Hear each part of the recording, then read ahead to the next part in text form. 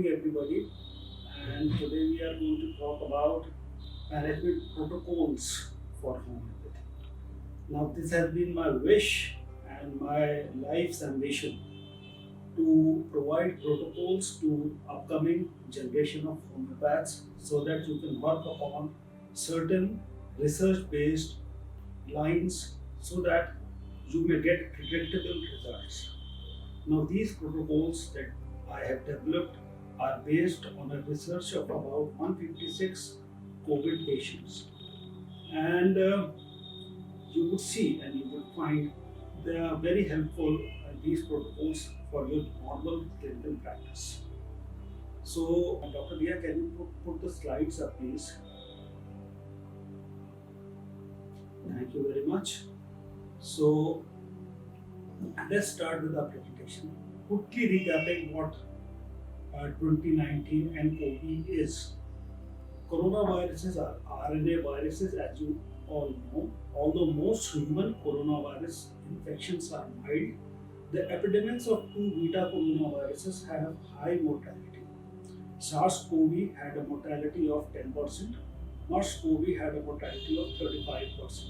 In comparison of these two, coronavirus 2019 nCoV virus or COVID-19 virus has a low mortality. Over the span of now about 1 year, the mortality has come to be about 5% worldwide. In December 29, though, a series of pneumonia cases of unknown cause emerged in Goa. Deep sequencing analysis from lower respiratory tract sample indicated a novel coronavirus. This was named 2019 Novel Coronavirus 2019 nCoV. Although today we call this COVID-19 virus simply because this has come to be a common nomenclature nowadays. Now, these findings by January 2020, we saw this was the first research that came out from Wuhan.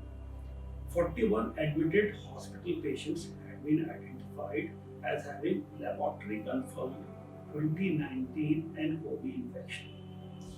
Now, common symptoms at onset of illness were 98% had fever, 76% had cough, myalgia and fatigue were present in 44%. Less common symptoms were sputum in 28%, headache 8%, hemoptysis 5%, diarrhea 3%, while dyspnea developed in 55% cases. Lymphopenia in 63% cases. This is very important. Most of the viral infection cause lymphocytosis. And this lymphopenia was present in COVID-19. So, in your normal CBC, if a person has fever and you are suspecting a viral fever and you see lymphopenia, you must doubt COVID infection. Now, in all these patients who were admitted in the hospitals, all these 41 admitted patients had pneumonia in CT. It was later found out that this CT presentation of pneumonia is actually diagnostic, and it was called as GGOS, ground glass opacity, which was first present on the periphery. I show it to you later in my cases. Now, COVID-19 complication included acute respiratory distress syndrome in 29% of cases, anemia in 19% of cases, acute cardiac injury in 12% of cases, secondary infection, that is septicemia, in 10% cases. ICU admission was needed in 33% of cases. Patients with severe illness developed ARDS and required ICU admission and oxygen therapy. Now, patients with comorbidity, especially diabetes, also COPD, also hypertension, and age above 55 are at a special risk of developing severe illness. So these patients are especially to be looked on and taken care of if they develop COVID-19. Now the time between hospital admission and ARDS is as short as 2 days. Now why these statistics are important? They are important because you must understand what you are dealing with, and you must understand the epidemiology of corona, because so that you can know what are the general symptoms and what are the particular symptoms. In homeopathy, while you are prescribing homeopathic medicine, while you are searching for the similia, you would have to know the general symptoms so that you can realize what the particular symptoms are. Now, initially, the mortality rate was 15% when the virus was new, and slowly, as the pandemic spread, the mortality rate came down. And you will be surprised and happy to know that amongst all the nations in the world, India has the lowest mortality rate. Now, this has been a surprise because we have the maximum number of cases in the world right now, but the mortality rate is the lowest. There are several factors. One of the factors is early lockdown that we had. The other factor is probably low reporting or false reporting. But what I feel the major factor is the use of alternative system of medicine in India. Because Indians believe in the alternative system of medicine, and most of them have been given some kind of Ayurvedic or homeopathic treatment. That is why the mortality rate in India has been so high. The number of deaths was rising quickly. It is high, but this is so because this coronavirus, this COVID-19 has acquired the ability of efficient human transmission. So airborne precautions like fit tested N95, respiratory mask, personal protective equipment are strongly recommended. What is more important is hand sanitization and social distancing. Testing of respiratory specimens should be done immediately once a diagnosis is suspected. Nowadays, you must immediately go in for rapid antigen test so that you may get a diagnosis immediately, and along with that send a sample for RT-PCR so that you get a double diagnosis done.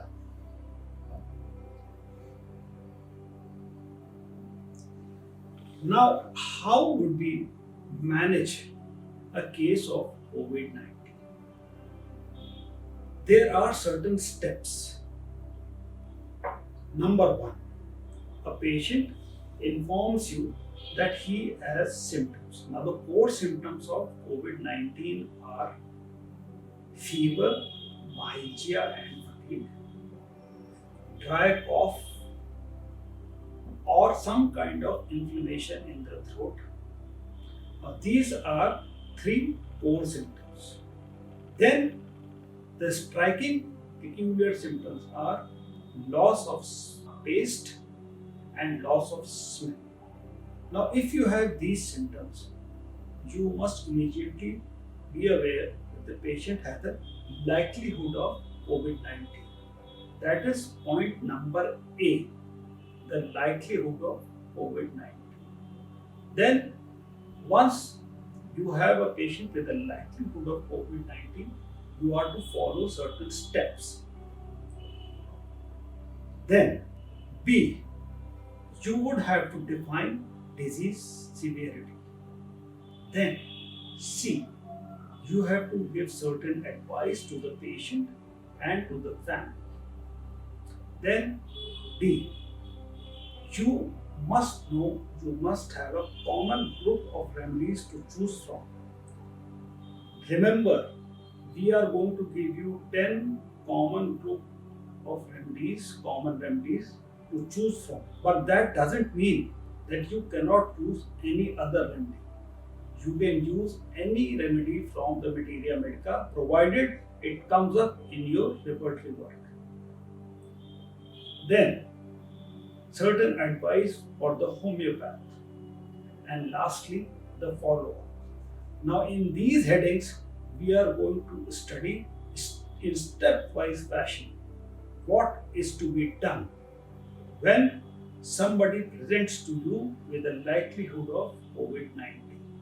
And in the end, I'm going to give you flowchart on how to manage different scenarios of disease severity. That would be mild cases, how to manage mild cases, how to manage moderate to severe cases, and how to manage severe to critical cases. And at last, we'll show you certain cases so that you have the confidence to treat such cases. Now, once you have a patient who has a likelihood of COVID-19, you have to do initial screening. Now, initial screening is best when you do it in a general way via telemedicine. You prefer to do the initial screening via telemedicine. But if the patient lands up in your OPD, then you do it in the OPD in a triage area. You gather symptom and signs. On the other hand, if you are screening the patients, you do the screening in the pattern of a form, and in the form you give a score to the patient. We are going to talk about that. If the score of that form is more than 5, you assume the patient to have COVID-19. So if you assume that the patient is having COVID-19, then what do you do? Then you do 3 things. Then you take chart, a repertory sheet. Now I'll give you that repertory sheet. You first ask the patient, do you have fever with chill? Do you have fever without chill? There might be a case where there would be no fever at all. In that case, from the repertory sheet, you just remove rubric of fever and only keep a rubric called a zymotic fever. We are going to talk about that too. Then you do you add other clinical factors. You do an examination, that too a limited examination. Then you look for potential risk factors, and then you order lab testing. You do an immediate lab test and you order other lab test. So, in the next slide, we are going to talk about the likelihood of COVID-19 scenario. Now, once you are doing initial screening, and you must remember, you have to keep yourself safe. And to keep yourself safe, what you would have to do is that you would have to do telemedicine assessment. Whenever possible, undertake initial assessment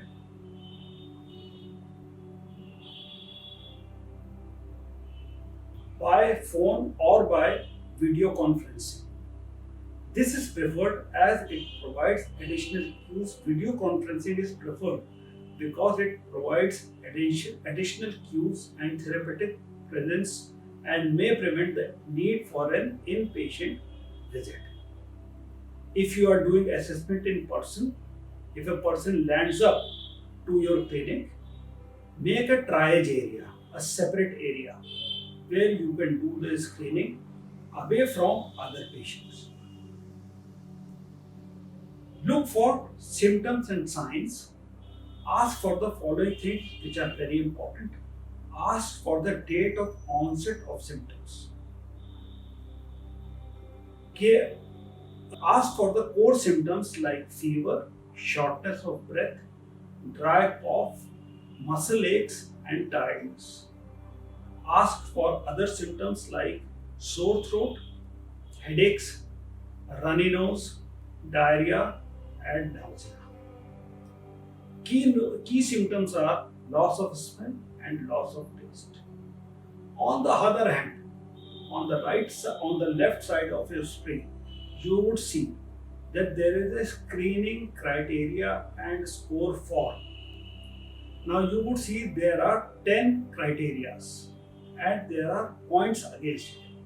Now if the patient comes with cough, 2 points, with diarrhea, 1 point, sore throat, 1 point, body pain, lethargy, 2 points, temperature more than 100 degrees Fahrenheit, 1 point, difficulty in breathing, 2 points, travel history during last 14 days, 3 points, direct contact or taking care of COVID-19 patient, 3 points, contact with any person who has recently come from an area of COVID-19 patient that is red zone, 2 points, attended any conference, meeting, marriage, puja or namaz, 2 points.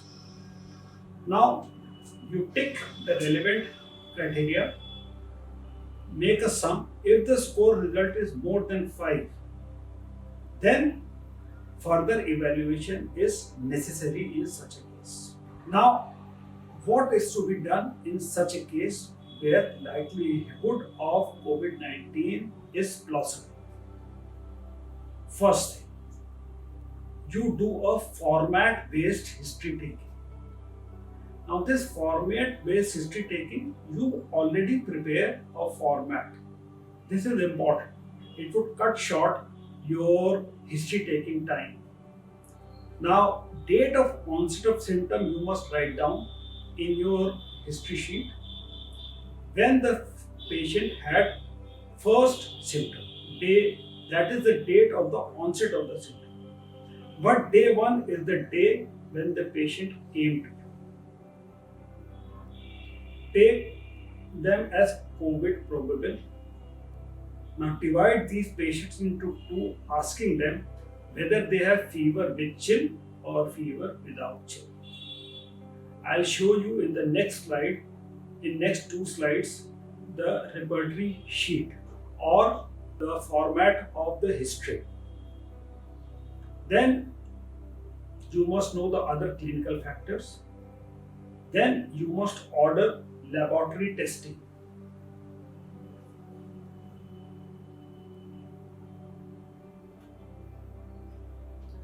Now, in case of fever with chill, now this is the sheet that we have prepared in our hospital. Now there are 40 symptoms that we have taken. Number 1, fever, zymotic fever. Now this is very important.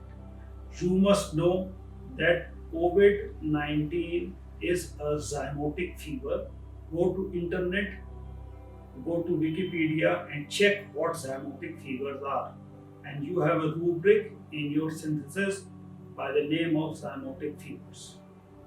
So even if the patient is not having fever, zymotic fever remains in your repertory sheet. Then fever chill with, then third chill in general, then head pain, chill during, head heaviness, eye pain, eye inflammation, conjunctiva, throat inflammation, cough dry, cough loose, nose coryza discharge with, nose coryza discharge without, nose obstruction, chest inflammation, lungs, respiration difficult, cough with, respiration rattling, mouth taste diminished, mouth taste wanting, loss of taste, nose smell diminished, nose smell wanting, extremities pain chill during, extremities pain leg fever with, mouth dryness, mouth thirstless, stomach thirst small quantities for, stomach thirst large quantities for, rectum diarrhea, stool thin, rectum constipation, stool hard, sleeplessness, chill during, sleepiness, chill with, general weakness, fever, chill during. Then 36 to 40 is empty. Why this is empty? These 4 features are empty because Here you can take striking mental generals, striking physical general, and striking particular symptoms of the individual patient. Now you see all the symptoms that are relevant, you take, other you delete, and you do the laboratory work, you will get the medicine for fever pitch for this individual COVID probable patient.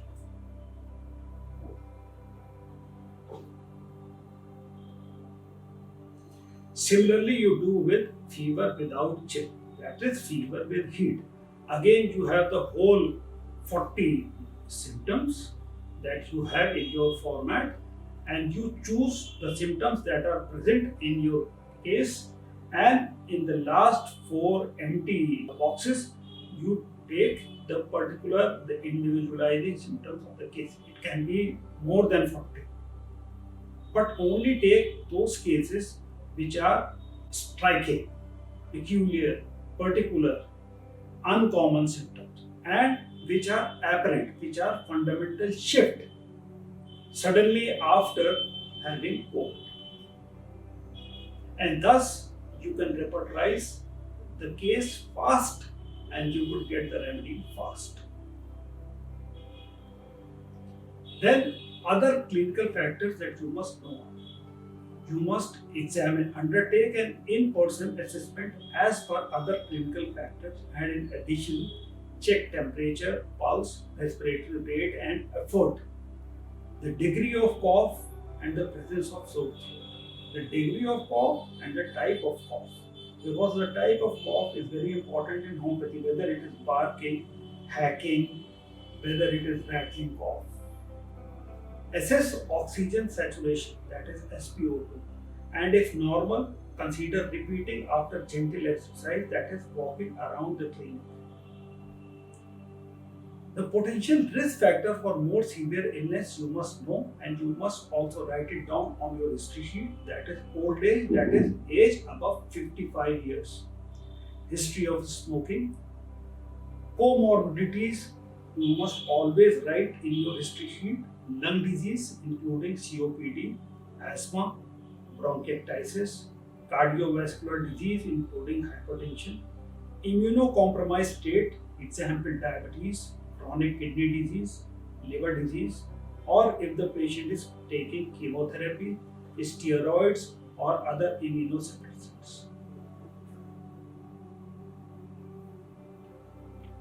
Then you must note symptom severity. Assess the degree of breathlessness by asking the person to describe their presenting problem in their own words while assessing the ease and comfort of their speech, the impact of their symptom on their usual daily activities. Focus on any changes in breathing from normal, such as new audible wheeze. Be aware of differential diagnosis. Serious differential diagnosis include bacterial pneumonia, meningitis, and sepsis. Influenza is more likely to produce body aches, whilst COVID-19 is more likely to produce shortness of breath. In influenza, you would also find a lot of runny nose and sneezing. While in COVID-19, you are going to find more of dry cough and inflammation of throat along with breathlessness or shortness of breath. Now defining disease severity, but before defining disease severity, I would also like to tell you about the investigations that you must order in the first visit of the patient or the COVID probable patient. Now there are two kinds of investigations. Immediate investigations are rapid antigen test, which is going to tell you stat with a fair degree of confidence level of 60% that the patient is having COVID or not. Then at the same time order for a RT-PCR test, which to the tune of which is the gold standard in diagnosing COVID-19, but it is also not fully um, specific. It has a specificity of 80 to 90%. The most specific test as of now for COVID 19 is CT scan. A presence of ground glass opacity GGO in CT scan is diagnostic of COVID 19. So even if RT PCR is negative and you have symptoms which are like COVID 19, you must repeat RT-PCR after 3 or 5 days. You may be surprised. Other investigations which are required are CBC and ESR, complete blood count with ESR, HbA1c, IL-6 that is interleukin 6, CRP, LDH, D-dimer and PCT. Now these are predictive tests, especially in patients with comorbidity and old age. You have to get these tests done. You can predict very fairly that what might happen to this patient. Now coming to the definition of disease severity. You are to define the patient in 3 categories: mild, moderate and severe. Now mild illness is adults not presenting any clinical features suggesting of moderate or severe disease or a complicated course of illness. The characteristics are either no symptoms or mild upper respiratory tract symptoms or cough or recent myalgia or asthenia without any shortness of breath or reduction in oxygen saturation. There might be low grade fever, but fever never crosses 100 degree Fahrenheit. Moderate illness. Stable adult patients presenting with respiratory or systemic symptoms or signs. Able to maintain oxygen saturation above 92% for normal person, and person with chronic lung disease above 90%. The characteristics are prostration, severe asthenia, fever more than 100 degree Fahrenheit, or persistent dry cough. In 28% cases, it might be loose productive cough. Clinical or radiological signs of lung involvement. No clinical or laboratory indication of clinical severity or respiratory impairment.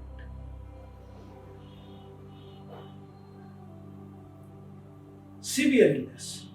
Adult patients meeting any of the following criteria are labeled as severely ill COVID-19 patient, where respiratory rate is more than 30 breaths per minute and SpO2 is less than 92% in a resting state. Now, how to do a follow-up in such a case? You must tell the attendant to do SpO2 regularly, daily, 4 hourly, check pulse rate 4 hourly and record it, check temperature 4 hourly. And the doctor must do a follow-up on day 1, that is the day the patient. Now, what is the advice that is to be given to the patient? The advice is 15 days of quarantine and isolation for the patient. Vitamin C and zinc supplement once a day after breakfast. Steam and gargle 3 times a day. Get the patient to buy pulse oximeter. Check oxygen 4 times a day, that is on waking up, 12 pm, 4 pm and at bedtime. Buy an oral thermometer. My experience is that the digital thermometer doesn't give you a fair reading. So I would suggest individual oral thermometer. Buy an individual oral thermometer and check temperature again 4 times a day on waking, 12 pm, 4 pm, and at bedtime. No visitors are allowed, and complete sanitation to be maintained. Advice to the family: rapid antigen test of the whole family must be done, and if possible, RT-PCR of the whole family. Preventive dose should be given to the whole family, and this preventive dose should be homeopathic.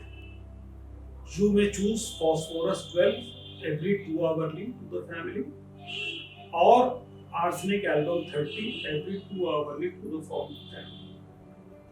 For me, phosphorus 12 and arsenic album 30 are the only two preventive that I have found to be effective.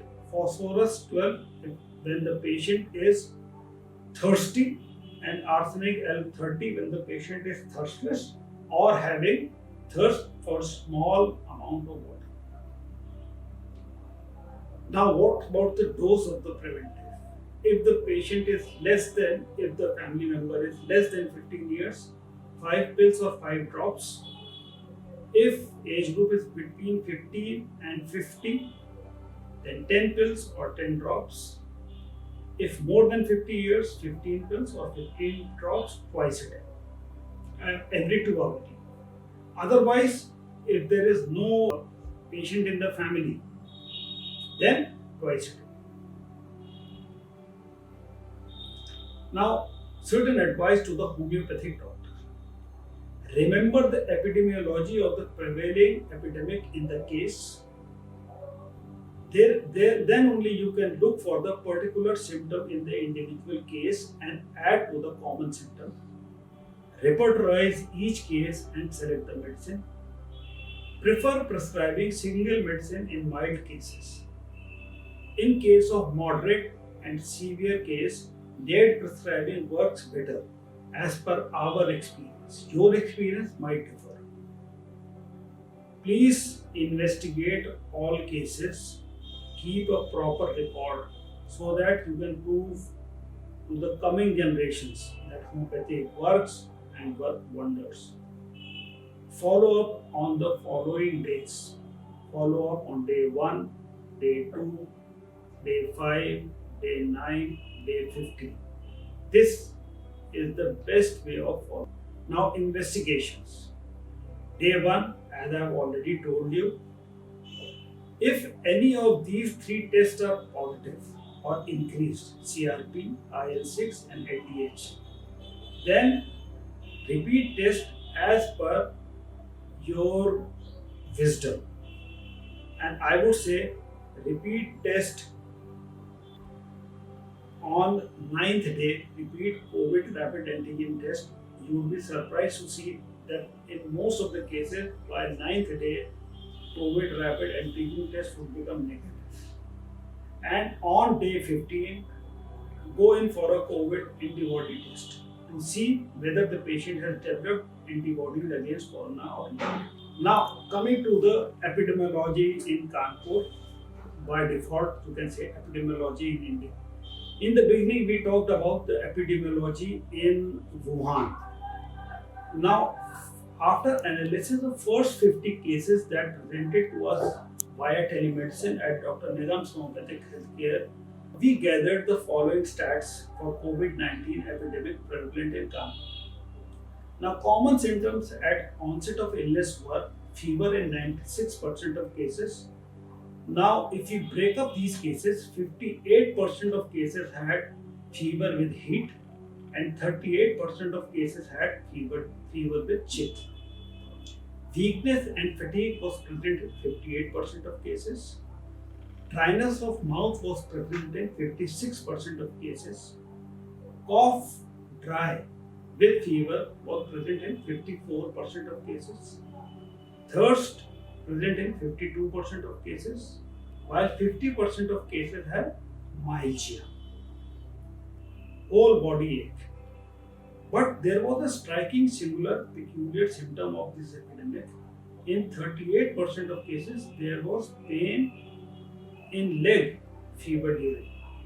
And you find, if you check out the repertoire, you find Rustox to be a first grade remedy for this symptom. So, in many cases, Rustox came to us as a genus epidemics in the first wave of coronavirus in the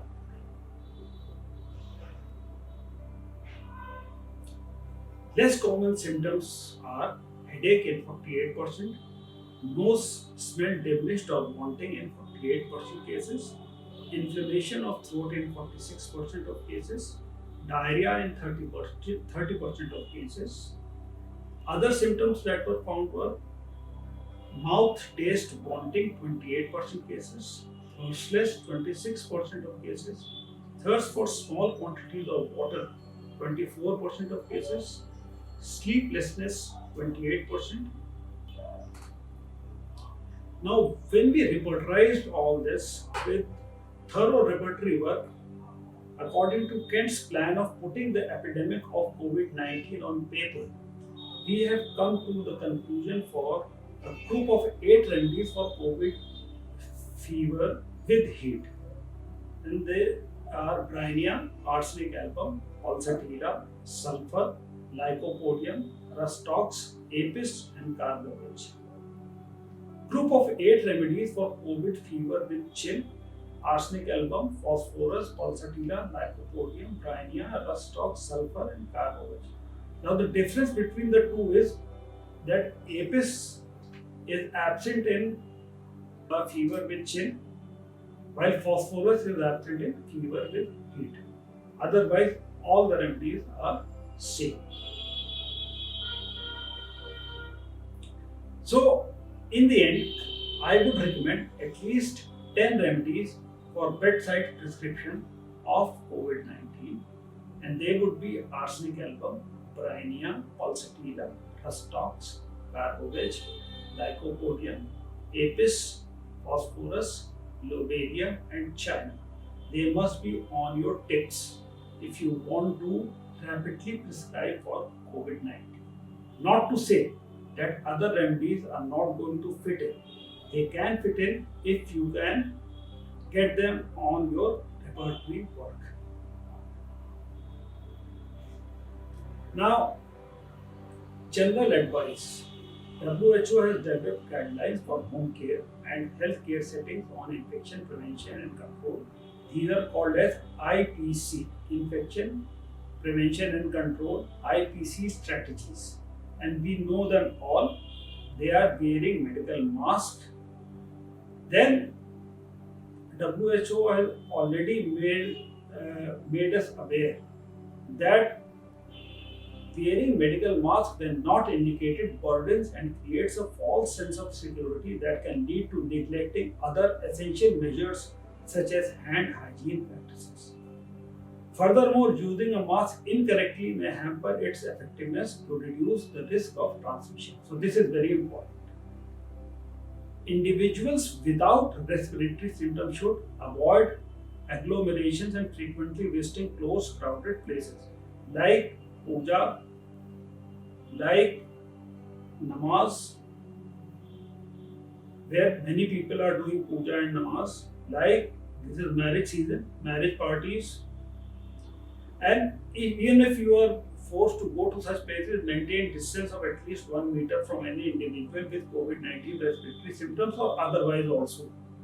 Perform hand hygiene frequently, use alcohol-based hand rubs. Even if hands are not visibly soiled with soap and water, and it is essential to use soap and water when hands are visibly soiled. If coughing and sneezing, cover nose and mouth with flexed elbow or paper tissue, and then dispose the tissue immediately after using and perform hand hygiene. Refrain from touching mouth and nose. Now, this is a very common thing that we Indians do. We keep on digging our nose and keep on touching either our mouth or eyes. Refrain it from doing. Individual without respiratory system symptoms should also use mask with best practices.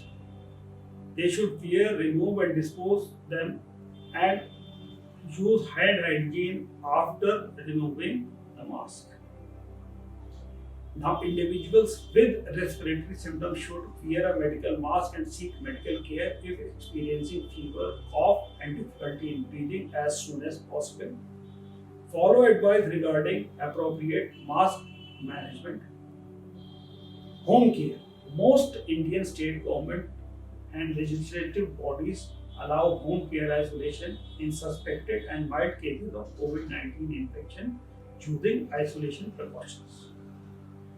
But there is a warning: COVID-19 infection presenting with moderate to severe symptoms should be managed by either government bodies or in the hospital. Now coming to the protocols and the flowcharts. Management of adults with mild COVID-19 infection. Managing the risk of infection. Who should manage the risk of infection?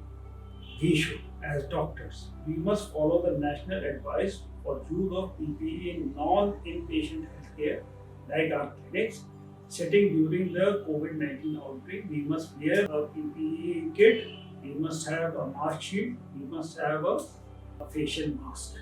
Manage any person clinically and epidemiologically assessed as being a suspected case of COVID-19 as if they are confirmed case. This is very important. Until they have a negative RT-PCR test done while symptomatic or till the symptoms have resolved. Now, baseline assessment for COVID-19. Check status of oronasopharyngeal swab result, that is rapid antigen test. If rapid antigen test is positive in patients with comorbidity or age more than 55 or 60 years, then get the following tests done: HbA1c, CBC-ESR, CRP, IL-6, LDH, D-dimer, PCT. Now, what is the relevance of all this? If HbA1c is increased and the patient is diabetic, advise the patient to have strict diabetic control either by allopathic medicines or by your homeopathy. In CBC-ESR, you must check what is the status of ESR so that you must get to know the level of inflammation that is going on inside. Also check the platelet count so that you may know that the platelet counts are not low, which may lead to internal hemorrhage, which may lead to DIC. If CRP is increased, you know that inflammation is of a high degree. If interleukin 6 is increased, if it is more than 7, you know that the patient is responding with very high inflammation. And if IL-6 is more than 50, he may lead or end into cytokine storm. If LDH is increased, again, he may lead to acidosis. And if D-dimer is increased, again, chances of cytokine storm and septicemia, cytokine storm is increased, and the chances of DIC is increased. If PCT is increased, then chances of septicemia is high. So this is baseline assessment. Then next, things to watch out for. Advise the person with COVID-19 and their family members to look out for the development of new or worsening symptoms, especially breathing difficulties, which may indicate the development of pneumonia or hypoxemia. Reassure the person that 4 out of 5 people with COVID-19 will have a mild illness and will usually recover within 2 to 3 weeks after the initial onset of symptoms. If respiratory symptoms do worsen, this is most likely to occur on the 5th day or 3rd week of illness. Mark my word, the 5th day is the most important day. 5th day from the onset of the symptom is the most important. On the 5th day, you must, if possible, and if the patient is having SpO2 near about 92%, get a CT done.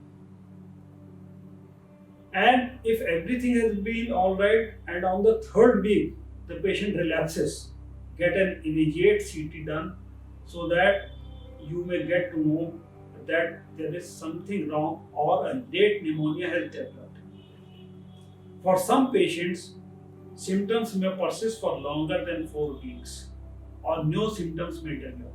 This is especially seen in patients who have comorbidities or whose age is, say, more than 60. The range of potential long-term symptoms of COVID-19 is yet unknown because COVID-19 is a recent phenomenon. Then ask the patient's family to monitor SpO2 4-hourly. Notify you if SpO2 is less than 92%. Monitor temperature 4-hourly.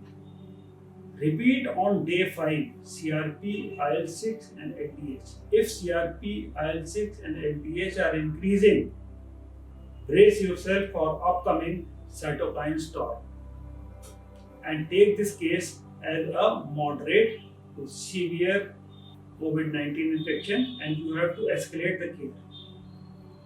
Clinician guided pulse oximetry may help with detection of lower than expected oxygen levels and early detection of deterioration. Now the treatment part of mild COVID-19. Manage mild COVID-19 in a similar way to seasonal flu and advise patient to rest, have plenty of water and give homeopathic treatment which is the treatment of choice. Do proper repertory work, select a single medicine, repeat the medicine frequently in a higher potency. Advise paracetamol 650 SOS if temperature is more than 100 degree Fahrenheit. Otherwise, no paracetamol is required. Especially you can see an antipyretic is generally not required for mild COVID-19, but a paracetamol or ibuprofen is appropriate and can be considered for symptomatic relief.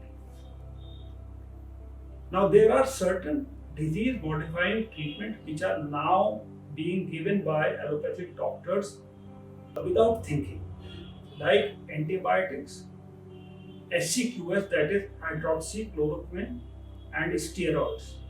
Now see what the journals say. Do not prescribe antibiotics for mild COVID-19 unless indicated for other reasons such as community acquired pneumonia. For HCQS, do not use HCQS for the treatment of COVID-19.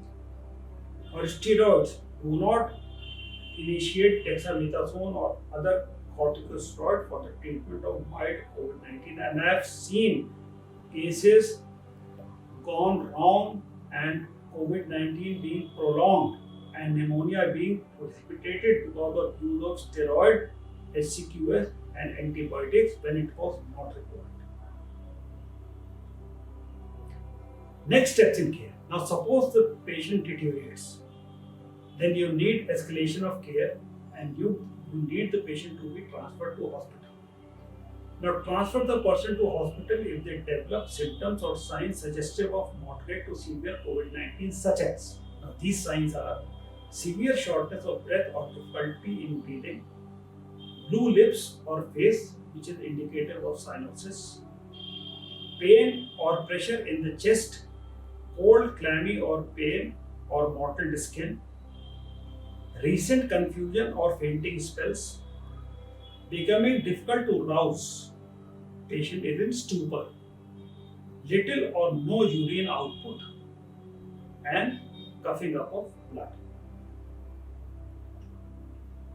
How to transfer the patient to hospital? Check the person's wishes regarding the transfer. You must always check the family and the person's wishes regarding transfer. Clarify their SARS-CoV-2 status, that is COVID-19 status. If the person wishes to stay in home isolation, discuss care arrangements with family. Inform the caregivers the infection risk at home and public health directive regarding home isolation.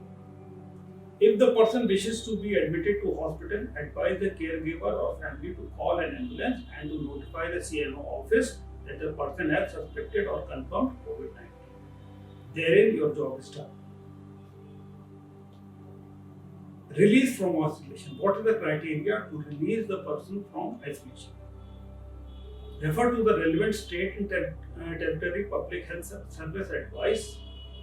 My advice would be that you must release the patient after checking his fever on day 15.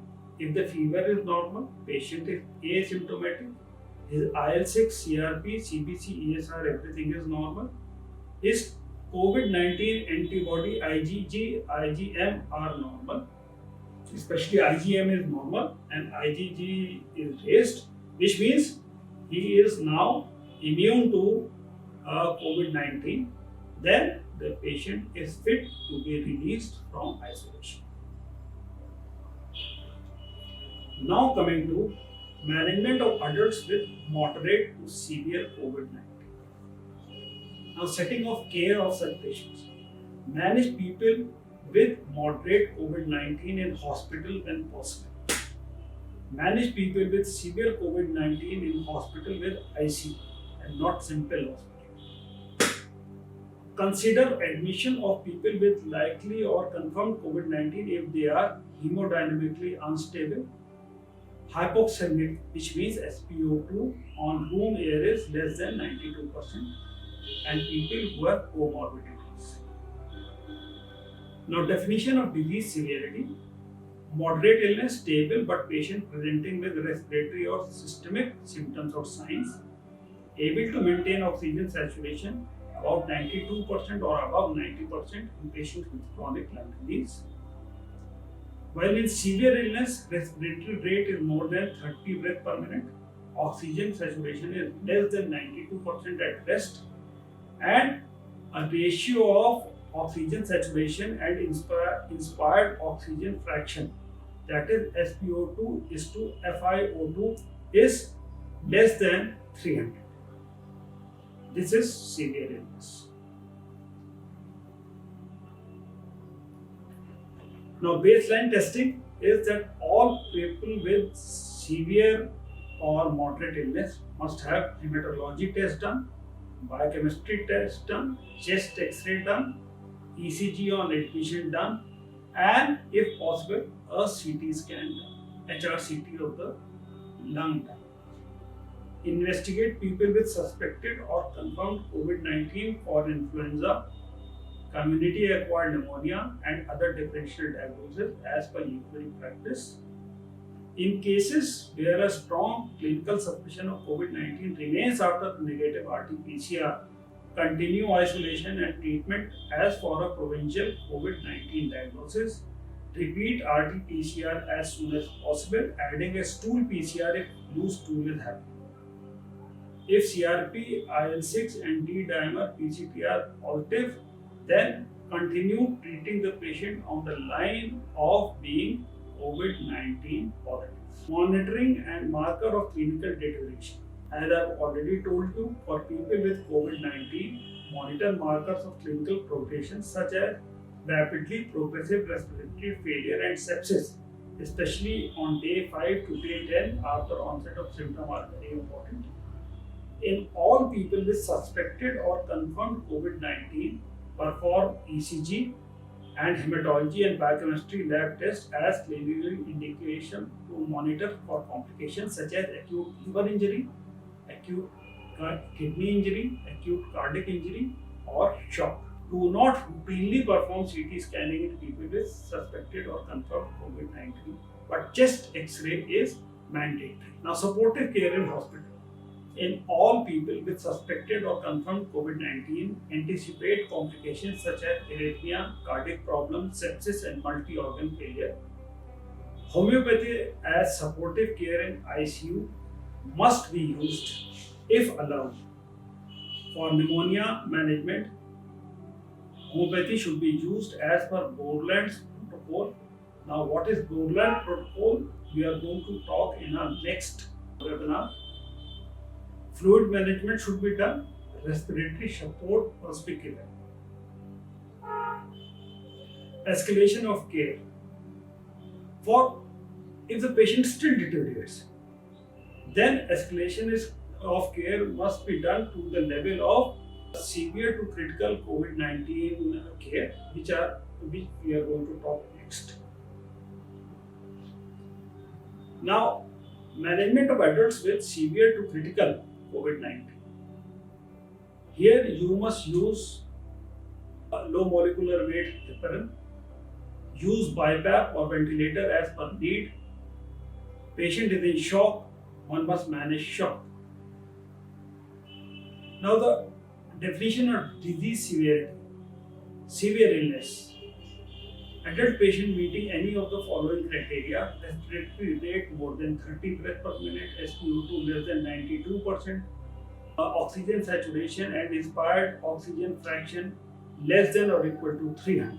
While with critical patients, this SpO2 FiO2 ratio is less than 200, or the patient is in acute respiratory distress syndrome. This includes patients deteriorating despite advanced form of respiratory support, or patients requiring mechanical ventilation, or other signs of significant deterioration like hypotension or shock, impairment of consciousness, or multisystemic organ failure. These are critical patients. Now, what is the management that we can do? As hope as for pneumonia, we can help greatly with Portland pneumonia protocol. For shock, we can help with Nigam's shock protocol. We are going to talk about Nigam shock protocol again in the next webinar. I would advise homeopathy as a supportive medicine in the ICU.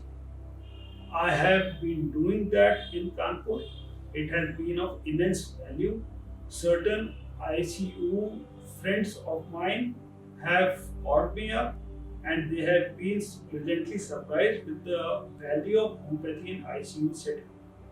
It can be of immense value in modifying the end result of complicated pneumonias, SARI, acute ARDS, shock, impending or drug-resistant septicemia, ARF, stupor, and coke. For shock, there are certain other things that are required. Although this is the allopathic part, so I'm not going to go into the details of this. But you need to require resuscitation with fluids, and you would have to use vasoactive agents. That is why ICU setting is very, very important. Now, discharge plan. Suppose most of the patients about the death rate in ICU with COVID is very high. It's about 75%. So, luckily, if the patient survives, in patients with severe COVID-19, offer appropriate, including early hospital rehabilitation, planned transition of care to the community, including handover to the general practitioner. So, this is protocol that we are going to publish also. This is going to be published in Vital Informer. The part 1 of this protocol has already been published in the last issue of Vital Informer. Then in this issue, the part 2 of this protocol is being published. In the next issue, the part 3 is going to be published, which would be Borland's protocol and Shaw protocol. So you would have the written protocol. By December end, BJAN would be publishing my book on management of COVID-19. It is very sad, and I am saddened that Government of India has taken a very negative stand on homeopathy, and we have been, being treated as जिसको कहते हैं सौतेला व्यवहार. We have not been treated well by Ministry of Ayush also. Health Minister has come up with a protocol for Ayurveda, but no protocol has come. Nobody has come up with a protocol for homeopathy. So I have tried to fill up the gap with this hope that my protocol is going to help as a foundation stone for future protocols to come up. So I would call my protocol as version 1, so that future protocol may come up with your clinical experiences, so that we can modify these protocols for a higher level of, with a higher input of cases that you people do. Now, here are certain cases that I would love to show you. If you see that this is the case of a person whose name initially is AJ, age 55 years. Now he suffered from COVID. His whole family had COVID. He was diabetic and hypertensive. He, on the third week, he got symptomatically better. On the third week, he had a relapse and he had severe dyspnea. We got him his CT scan done, and we found after treating him with layered technique, layered approach, you can see the resolution of GGOs. And if you check on the reports, then you would see that there is a significant improvement. 28/9/2020, we did the first CT scan, and his CT score was 16 out of 40 severity score, which was not much. 18 out of 40 requires ICU admission. 16 out of 40, he was on the borderline, but he decided to stick with me, and he was handsomely rewarded with homeopathy. 28/9/2020 and 12/10/2020, and by 12/10/2020 there was significant improvement, and the patches nearly got resolved. So you see, that is the power of homeopathy, how it works, and it works on record. Then similarly, next case.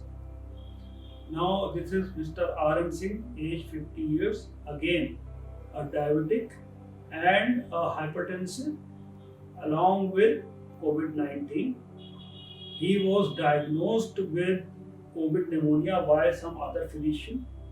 Then he came to me, somebody sent him to me, and you would see that on 11/9/20, his CORADS score was 3 to 4, which means that he had ground glass opacities and a fixed pneumonia. And 39/20, so about 20 days. In 20 days, the pneumonia resolved, and he had no pneumonia in 20 days. He became from CORAD 3-4 to CORAD 0. There was no pneumonia. So again, if you can resolve fixed pneumonia in 20 days with only homeopathy and no antibiotics, what more do you want, and how fast you want homeopathy to work? This is the fastest that any medicine can work. Now this is a recent case, November only, of the second wave of corona. Now this is a lady aged 44. She is having type 2 diabetes, hypertension and hypothyroid. Her interleukin 6 was 56. So she was leading towards cytokine storm. She was RT-PCR positive and on 6/11/20. And she was moving towards cytokine storm. The whole family was worried. They wanted her to take to the hospital, but the first case that I showed you, Mr. AJ, they had recommended her to me, and they had told her not to go anywhere but to me and do not go to the hospital. Now, if you see in this CT scan, you can see this is the GG, ground glass opacity.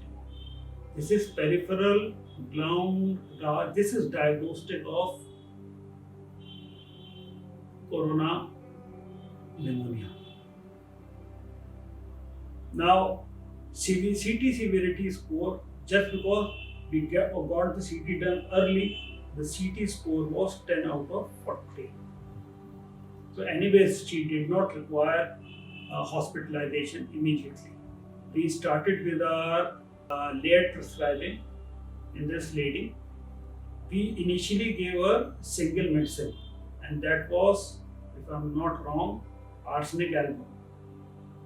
and she was put on arsenic album only. But as soon as we got this GGO, we switched her over to arsenic album along with two mother tinctures to be taken, Senegal and Lobelia, 4 hourly. And the result, she became on the 13th, she became PCR negative. Patient is asymptomatic. Says a big thank you. We have yet not done her CT done. I am going to get her IL-6 done first. Once her IL-6 becomes negative, then I am going to get her CT done to see what has happened to her GG. GGOs, as you know, they last for a longish time. So we'll see when her GGOs resolve. But we started her we started her treatment, and on 13th, in 10 days, her RT-PCR got negative. What more do you want? How fast do you want homeopathy should work? Who says homeopathy does not work in COVID-19? Who says homeopathy is placebo? Homeopathy works. We have it on record. The government of India and Supreme Court do not believe us. We have to make them believe. Dr. Ria? So post-COVID complications that come up are mostly profound weakness and myalgia and shortness of breath, and sometimes sleeplessness or excessive sleepiness. Now the idea is very simple. You are to repertorize the case. There is no single remedy. You are to repertorize the case. Once you have repertorized the case, one rubric that I would suggest you must always take in such a case is ailments after convalescence. You will find that rubric in journals, and that you must take. There is a sub rubric in ailments after convalescence, that is ailments after convalescence, influenza after. So you can take that also. One small remedy which is very, very important is Scuttleria. If you have body ache, I can only tell you, I am just guiding you to certain small remedies that you might not have read before. In this perspective, mostly people read Scuttleria for sleeplessness, but Scuttleria is a very good remedy for in low potencies, in 2x or 3x potency, even in mother tincture, for upping up the system after influenza. It calms down the anxiety, it calms down the nerves, it gives you good sleep, and it is of nutritive value. There is another remedy which is very important for aches and body aches and myalgia that remains after influenza, that is called as sarcolactic acid. So if you have not read sarcolactic acid, please do read sarcolactic acid. It's a small but wonderful remedy, especially for chronic fatigue syndrome or fibromyalgia after influenza. Any kind of influenza. COVID is an influenza also. So that is important. Then, but the process of homeopathy is always simple. Once the storm has passed up, during the storm you use asoric, small remedies, means acute remedies. Once the storm has passed away, then you re-repertorize the case, see what are the symptoms that are left, find the so-called totality-based constitutional remedy, prescribe that remedy, and the patient is going to be all right. And if the patient is not getting all right, then there must be some block to cure. Then you must look out for that block to cure. Mostly it is a miasma. Then you give a anti-miasmatic remedy, which may or may not be a nosode. And if you choose to give a nosode, then you give influenzainum first.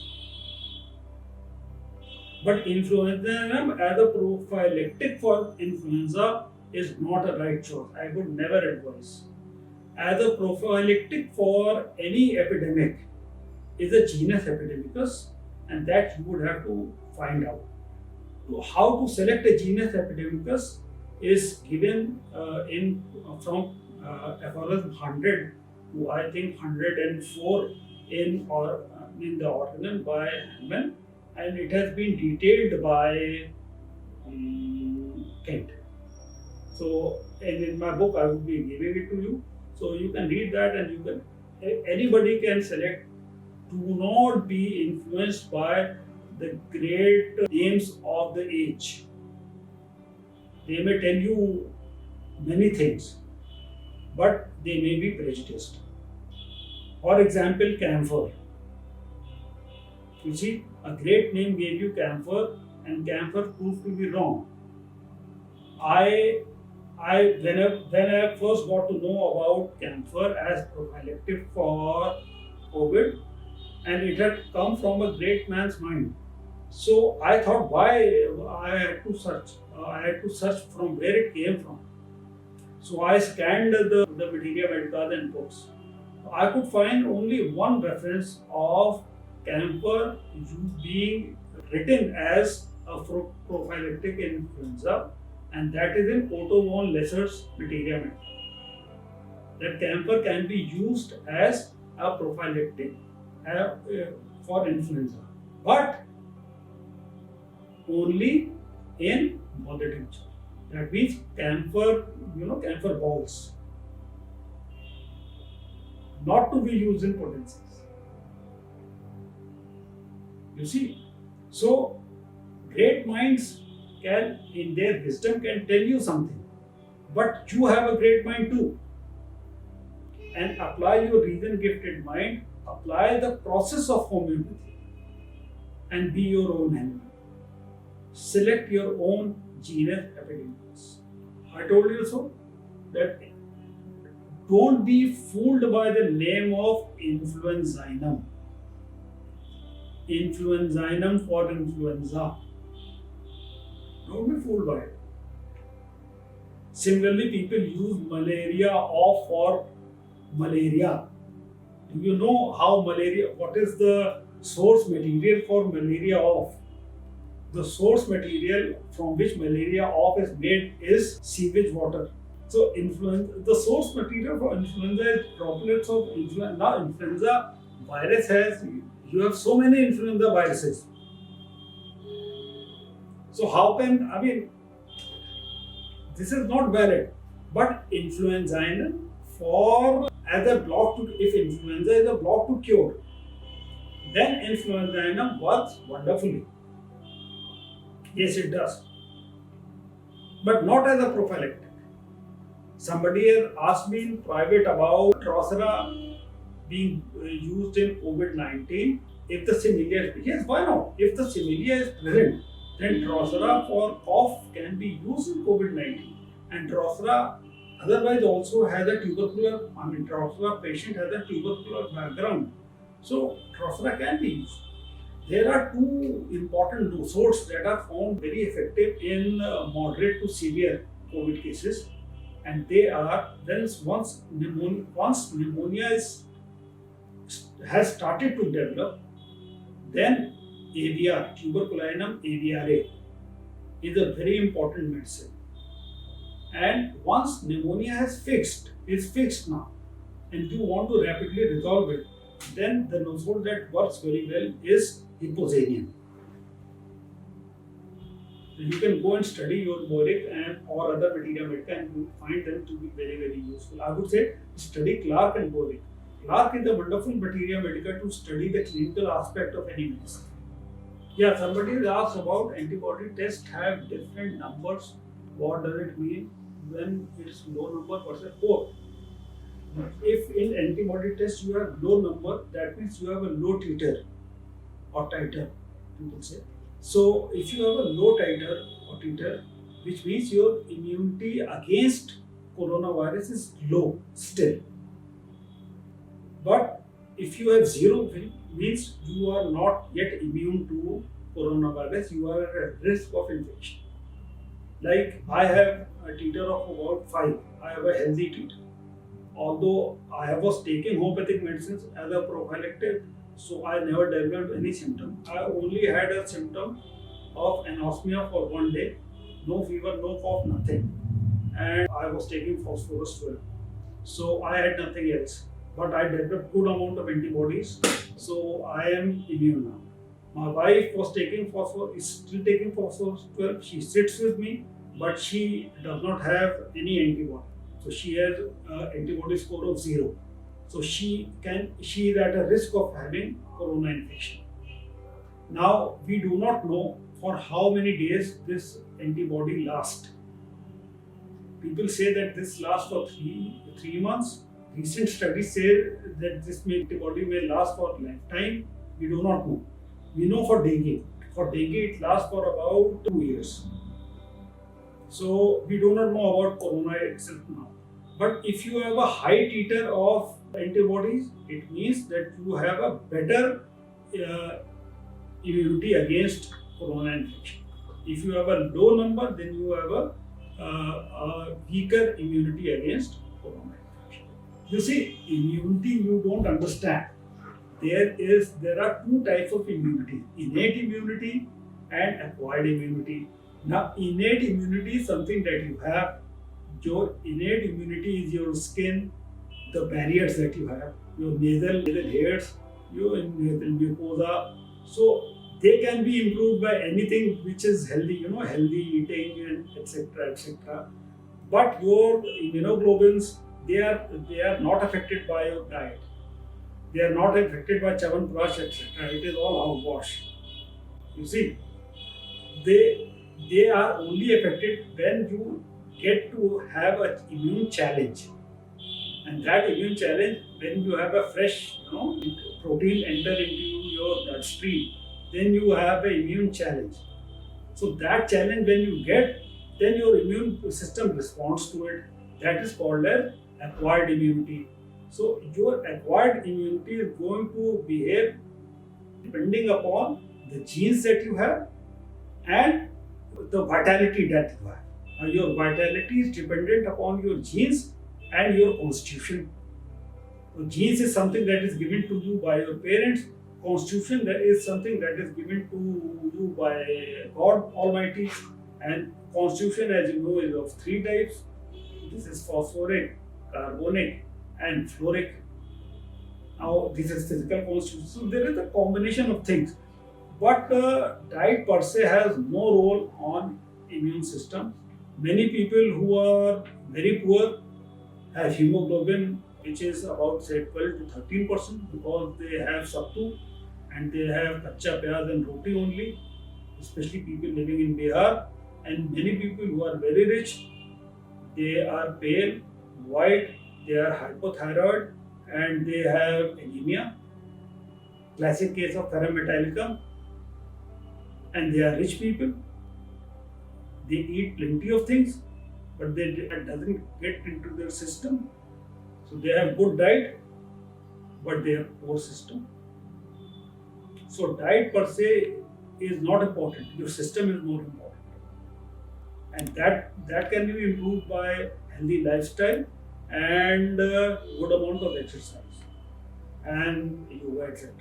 Yeah. Many people are thinking of some kind of miracle vaccine is going to come and cure them. I am predicting to you right now that no miracle vaccine is going to come. And vaccines that are be prepared for another bout of vaccinosis in the world. As homeopaths, we should now prepare ourselves for another bout of vaccinosis on humanity.